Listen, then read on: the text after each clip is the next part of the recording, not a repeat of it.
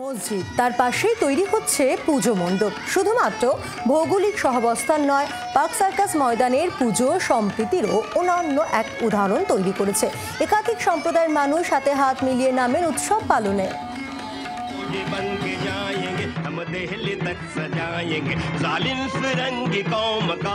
ঔপনিবেশিক শাসনের বহু স্মৃতি বইছে পার্ক সার্কাস ময়দানে। 1924 ও 1940 সালে এই মাঠে দাঁড়িয়ে বক্তৃতা করেন নেতাজি সুভাষচন্দ্র বসু।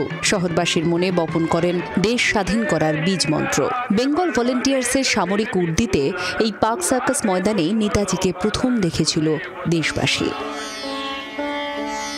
পার্ক সার্কাস ময়দানের সেই সব সোনালী স্মৃতির উপরেই 7 দশক আগে তৈরি হয় পার্ক সার্কাস বেনিয়াপুকুর ইউনাইটেড পুজো কমিটি। দেশভাগের পর পূর্ববঙ্গ থেকে আসা মানুষজন ভিড় করেন শিয়ালদিহি বা অধুনা শিয়ালদহ স্টেশনের কাছাকাছি এই এলাকায়। সেই সময় থেকেই এলাকায় পথ চলা শুরু হয় 13টি বারোয়ারি দুর্গাপুজোর। বছর তিনেক বিচ্ছিন্নভাবে চলার পর 1951 সালে কলকাতার মেয়র জেসি গুপ্ত সেগুলিকে এক ছাতার তলায় নিয়ে আসেন। সেই পুজোর নাম দেওয়া হয় পার্ক সার্কাস বেনিয়াপুকুর ইউনাইটেড পুজো কমিটি। তারপর থেকে 72 বছর ধরে চলে আসছে এই পুজো। এবার সেই পুজোই পড়ল 73 বছরে।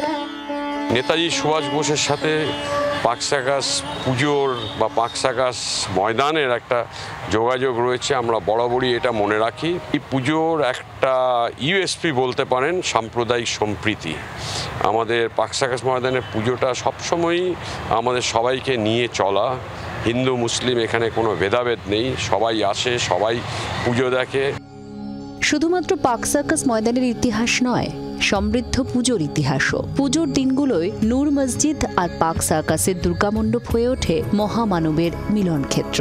ধর্ম যার যার, উৎসব সবার। এই আপ্তবাক্যেরই এক জল জ্যান্ত উদাহরণ এই পুজো। এবার পুজোর প্যান্ডেল দিল্লির নবগঠিত পার্লামেন্ট হাউসের আদলে। পুজো থিমের হলেও প্রতিমা কিন্তু সাবেকি। প্রতিমা পূজিতা হন বনেদি বাড়ির মতোই।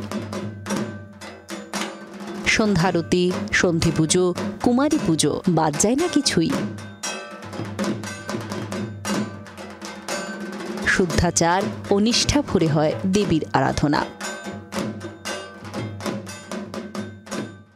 আমাদের এখানে এই দুটো আমাদের পুজো কমিটি বলুন আর মসজিদ কমিটি বলুন, সারা বছর ধরে বিভিন্নভাবে নিজেদের সহায়তা করে আসে। যখন যার দরকার পড়ে আমরা আরেকজনকে বললে তারা সেইভাবে রেসপন্স করে, এবং আমরা উভয় তরফে এই ব্যাপারে খুব খুশি যে আমরা এখানে সুন্দরভাবে সহাবস্থান করতে পারছি। কেউ দিচ্ছে আজান, কেউ বাজাচ্ছে কাশি, মন্দির আর মসজিদটি রয়েছে পাশাপাশি। ঠিক 3 বছর আগে এটাই ছিল দক্ষিণ কলকাতার একটি ব্লকবাস্টার পুজোর ক্যাচলাইন। এরকম পুজো কিন্তু আছে শহর কলকাতায়। পার্ক সার্কাস ময়দানের মধ্যে, যে ময়দানে একদিকে মন্দির অর্থাৎ মা দুর্গার মণ্ডপ এবং অপরদিকে মসজিদ। নূর মসজিদের বয়স এবং এই দুর্গাপুজোর বয়স প্রায় সমান সমান। কলকাতার বুকে পুজোর মানচিত্রে এরকম উদাহরণ খুব একটা নেই। জি 24 ঘন্টার জন্য ক্যামেরায় অরিন্দমের সঙ্গে অয়ন, কলকাতা।